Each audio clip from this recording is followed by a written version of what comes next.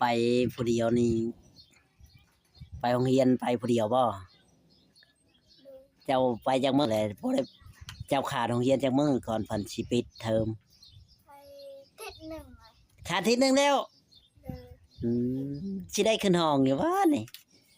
จนออกไปออกแล้วโอ้ยมันตีนเป็นแล้วบ่หนังสือน่ะทางดีมันตีนกินกันนะคาตามาดรถไว้สมัครเลย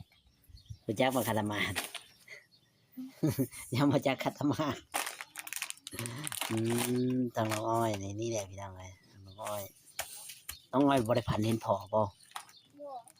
เป็นได้ไดเห็นพี่ผันได้ไดบอกน้ำบ่าวหน่อยเล่าให้น้ำบ่าวฟังหน่อยผันได้ไดเห็นผีนะพี่มันหลอกมาผมยาวเลยมันอยู่หน้าในนี้มาจองเบิ่งชาวเมืองชาวบย่านบ่ย่านหน้าตาแบบใดเคยเห็นหน้าตาอยู่บ่หรือว่าหน้าตาเป็นคนเลยอ๋อ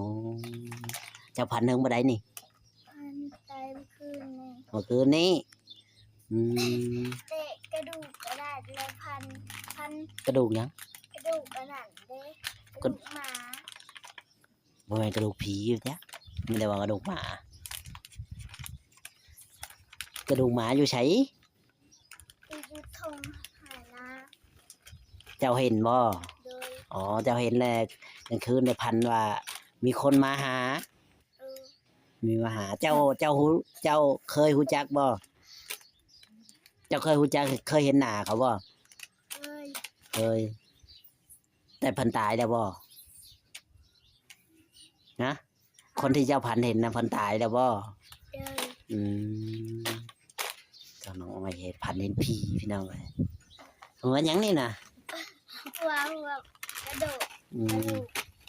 ป่วยร่างคาบุโอ้ยเห็นกระดูกพี่น้องเอ้ยทางน้องอ้อยเพิ่นเลยบ่ได้คิดย่านหยังเลยบ่น้องอ้อยเจ้าบ่ย่านบ่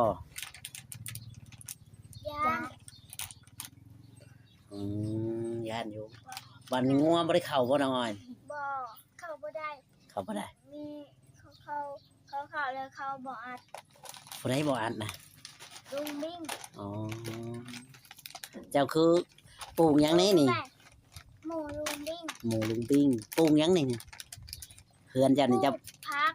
ปลูกพักหยังผักบวบหรือหมากบวบบ่ผักบวบ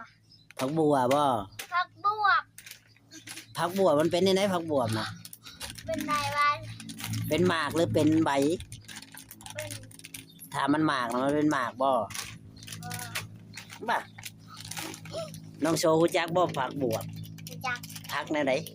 เป็นใบเป็นหัวมันเป็นหัวบ่แม่นหมากบวบนะหัวผักบวบผักบวบบ่แม่นว่าเป็นหมากคือหมากบวบบ่แม่นอะไรมันถามน้องง้อยแล้วไปจักนำน้ำเบากับบ่จักคือกัน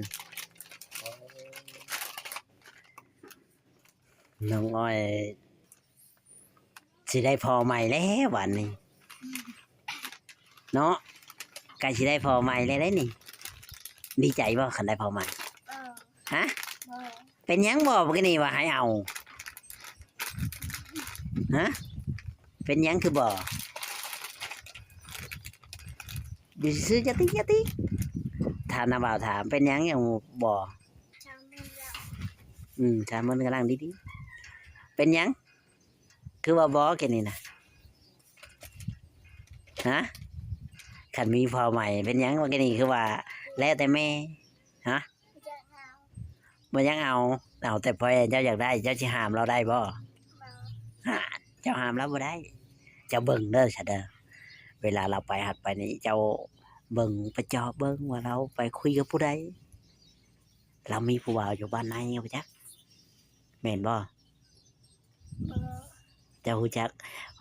เจ้าว่าเรามักกับพ่อน้องหมายจัก เนาะแม่นว่าน้องโซแม่นบ่ แม่ เออน้องอ้อยบ่ได้จักก็ช่างปานนั้นว่าไปแล้วแม่ฮะ โลโล ไปจังตาละโลกฮะบ่ โลโล ผู้ใดแหละตาละโลก เจ้า ตาโลกได้ไหน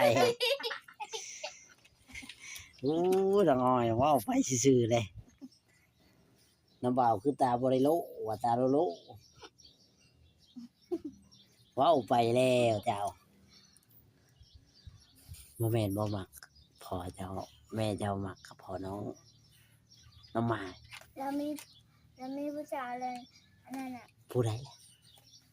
ผู้จักบ่ผู้ชายล่ะ ผู้จัก ผู้ใด เจ้าชื่ออะไร เฮือนเราอยู่ไส คุณน้องไม้นะ เฮือน พ่อน้องไม้ เฮือนผู้สาวลาวนั้น แบบ นั่นคือว่ามีผู้ชาย ได้ยินลูกเราว่า ผู้ใดลูก ลูกเขาได้ยินนะว่า อื พ่อ ม มันพ่อเรามีผู้ชายแล้วเรา อืม มันขึ้นเฮา บ่แม่นแม่เจ้ากับจัก โอ้ เอาว่ามีผู้สาวเนาะคนกับบ่จักคือกันเนาะน้องโซเออน้องอ้อยบ่ได้รู้จักผู้ชายไหนตา ว้าวว่าสิจือบ่เชื่อเจ้าถามแม่เจ้าเด้อ เด้อบ่เชื่อเจ้าถามแม่เจ้าเด้อกล้าบ่ถามแม่กล้าบ่ เราลง ฮะกล้าบ่ถามแม่สมมุติว่าน้าบ่าวถ่ายคลิปแล้วนี่เจ้ากล้าบ่ถามแม่แม่นบ่แม่เจ้ามักพ่อน้องไม้เจ้ากล้าบ่ถามแม่เจ้าหึบ่กล้าแล้วยันแม่หายแม่นบ่หึเอาบ่เราเป็นพ่อ บ่ เป็นหยังเจ้าญาติเราบ่ บ่ คือบ่ฉัน มีเรามาตลอด เราเมาตลอด เราเคยให้ ลูกน้องไม้อ่ะ เป็นยังไง นั่นพอน้องไม้หายเลยจะก็ยังเรื่องเราแล้วโดดใส่เตียงเรา โดดเสียไผ แล้วเจอน้องเอ้ยไม้ ลูกเราน่ะบ่ เลย อืเราตีบ่ เพราะ เราให้ แล้วบอกมิดแม่เคยยังมิดน่ะ เจ้าเห็น เลยเพื่อน อืม เจ้าค่ะ อืมเจ้าเห็นเราให้แบบนั้นเจ้าเลยย่านบ่ เลย อืมคันแม่เอามันบ่ให้เอาเนาะคนนี้เนาะคนอื่นนี่ได้อยู่เนาะ เลย อืม น้องคิดว่าพ่อลืมแล้ว แต่ว่ากับเจ้าบ่ บ่ เจ้าไปเลินน้ำลูกเราบ่ บ่ เอาบ่เจ้าคือได้ยินฉัน อ้าวได้ยินเพื่อนน้องเจ้า โอ้เพราะว่าเจ้าไปอยู่ใกล้ๆเฮือนกันนั้นไปอยู่ใกล้กันแม่นว่า บ่ บ่นี่เลยงู แม่ แม่ไป แม่เฮา อืม ตาลูกก็ว่าตาลูกไป แล้วเห็นหยังนะเห็นอะไรนะ ตาลูก น้องน้องน้องอ้อย น้องอ้อยอยากได้พอใหม่แล้วน้องอ้อย ตาลูกเขา เห็นหยังพอใหม่นะเจ้าชีพาเราไปหยังถือเราพาไปหากินเจ้าไปบ่ ไปบ่นะไป อืมคำแรมเราไปเนาะ ไป ถ้าเราบ่ไปก็บ่ไป พอใหม่เอาบ่ บ่ บ่นั่นกินนี่ว่าเอาน้องอ้อยเว้ากลับไปกลับมาเนาะน้องโชว์มันก็นี่ว่าเอาวันนี้ว่าบ่เว้าได้ไหนนี่นะตัวปลาตัวลุงเด็กลุงให้ปลาลุงให้เด้เอาหรือบ่เอา บ่เอา บ่เอา แต่ว่าคนอื่นเอาว่า บ่เอาเบ่เลยคุณ บ่หมดนี่แหละพี่น้องเอ้ยทางน้องอ้อย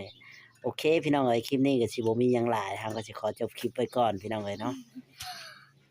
ถ้าผิดพลาดประการใดก็สิขอโทษขออภัยนำพ่อแม่พี่น้อง FC เนาะ สวัสดีและสบายดีสบายดีนะสบายดี สบายดี โน้ย